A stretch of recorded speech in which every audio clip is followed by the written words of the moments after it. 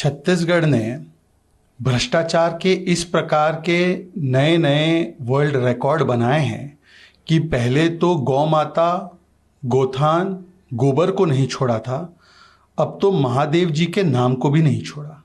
और महादेव जी के नाम पर भी जो इस प्रकार का कम से कम 5,000 करोड़ की लूट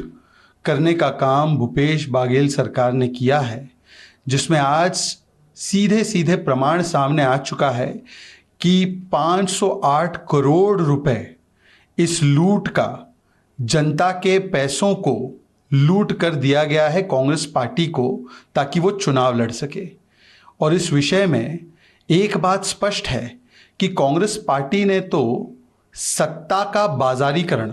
सत्ता का सट्टा बाजारीकरण कर दिया है और सट्टा के बाजारों में सियासी संरक्षण देने का भी काम किया है। ये इसलिए स्थापित होता है क्योंकि ईडी ने और अन्य जांच एजेंसियों ने ये प्रमाण कोर्ट के सामने रिमांड नोट में और अन्य दस्तावेजों के माध्यम से रखे हैं कि कम से कम 5 करोड़ रुपए लेकर एक असीम दास वो दुबई से आते हैं और शुभम सोनी जो महादेव ऐप से जुड़े हुए हैं, उनके ऊंचे पदाधिकारी हैं, उनको वॉइस मैसेज पे निर्देश देते हैं कि एक बाघेल को ये पैसा देना है ताकि वो चुनाव लड़ सके। मतलब कांग्रेस ये चुनाव हवाला ऑपरेटर्स के माध्यम से और सट्टा के और अवैध गैम्बलिंग के पैसों के धन के माध्यम से लड़ रही है। केवल ये 5 करोड़ की बात नहीं है, 15-15.5 करोड़ रुपए बेनामी अकाउंट में बैंक में पाए गए हैं। इसके अलावा एक सरकारी मुलाजिम ने ये सबूत दिया है और तथ्य दिए हैं एजेंसियों को कि कम से कम 64 करोड़ रुपए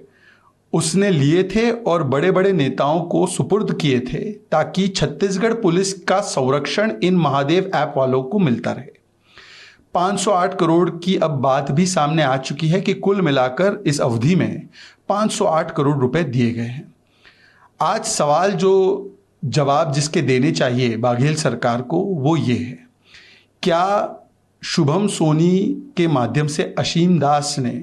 ये पैसे दुबई से लाकर एक बाघेल को देने के लिए दिए और वो पकड़ा गया कि नहीं पकड़ा गया? क्या ये सरकारी मुलाजिम 64 करोड़ रुपए इसने घूस के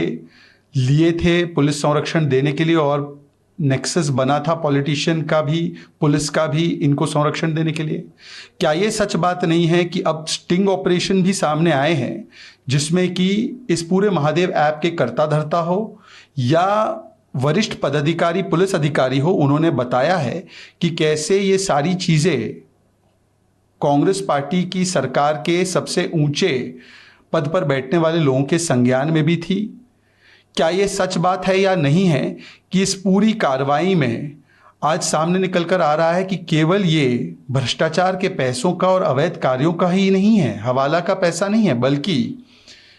जिस माध्यम से ये पैसा आ रहा है ये राष्ट्रीय सुरक्षा को लेकर भी बहुत बड़े सवाल खड़े करता है। और इस पूरे महादेव ऐप में कहीं ना कहीं देश विरोधी ताकतों की भी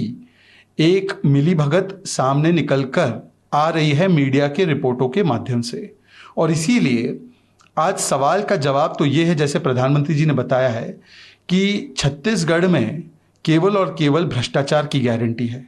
चाहे वो पीएससी का घोटाला हो, चाहे वो शराब का 2000 करोड़ से अधिक का घोटाला हो, चाहे वो कोल लेवी का घोटाला हो, चाहे वो घोटाला गोबर और गोथान का हो, या चाहे वो घोटाला